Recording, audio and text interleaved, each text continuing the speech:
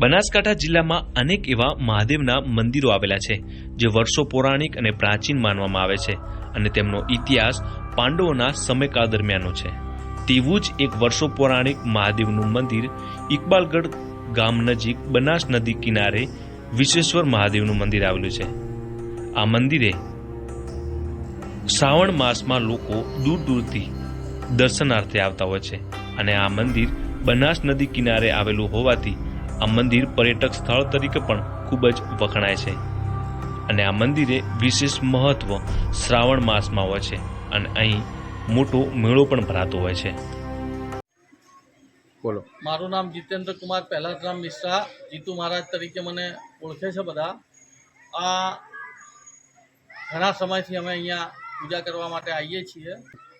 70 વર્ષથી અહીંયા બાપજી અહીંયા સેવા કરે છે અને ઘણું જ પુરાણું મંદિર છે। આ પૌરાણિક મંદિર છે, પાંડવોના સમયથી અહીંયા સ્થાપના કરેલી છે અને ઘણા બધા લોકો અહીંયા પૂજા માટે આવે છે। શ્રાવણ મહિનાની અંદર ઘણો એનો મહિમા છે। અહીંયા જે કંઈ માણસ આવીને પોતાની મનોકામના બોલે છે એની મનોકામના બધી પૂર્ણ થાય છે।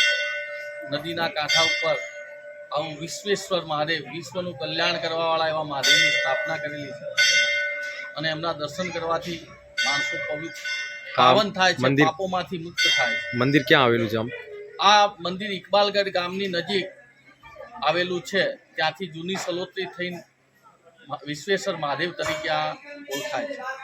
ભક્તો અહીંયા અમદાવાદથી, મહેસાણાથી, પાટણથી, સિદ્ધપુરથી, ઊંઝાથી ઘણી જગ્યાથી ભક્તો આવે છે અને શ્રાવણ મહિનાની અંદર તો અહીંયા ઘણી બધી 50-100-200 રોજની આવે છે। બનાસકાંઠાના ઇકબાલગઢ ગામ નજીક બનાસ નદી કિનારે વર્ષો પૌરાણિક વિશ્વેશ્વર મહાદેવનું મંદિર આવેલું છે। આ મંદિર બનાસ નદી કિનારે આવેલું હોવાથી આ મંદિરે દૂર દૂરથી ભક્તો મહાદેવના દર્શન કરવા માટે આવતા હોય છે અને સાથે જ નજીકથી પસાર થતી બનાસ નદી કિનારે લોકો પરિવાર સાથે આનંદ પણ માણતા હોય છે। મારા નામ હિતેશ રાણા છે। હું બનાસકાંઠાના ડીસા તાલુકાથી આવેલો છું। હું વિશ્વેશ્વર મહાદેવ તરીકે આ મંદિર ઓળખાય છે ત્યાં દર્શન માટે મારી ફેમિલી સાથે આવ્યો છું। આવી દર સાલ હું આવું છું। આ બનાસ નદીના કાંઠે મંદિર આવેલું છે। આ બનાસકાંઠામાં આમ તો એવા ઘણેક મહાદેવના મંદિર છે પણ આ મંદિર પાંડવો વખતનું છે। આનો જૂનો ઇતિહાસ પાંડવો વખતથી બી કહેવામાં આવે છે।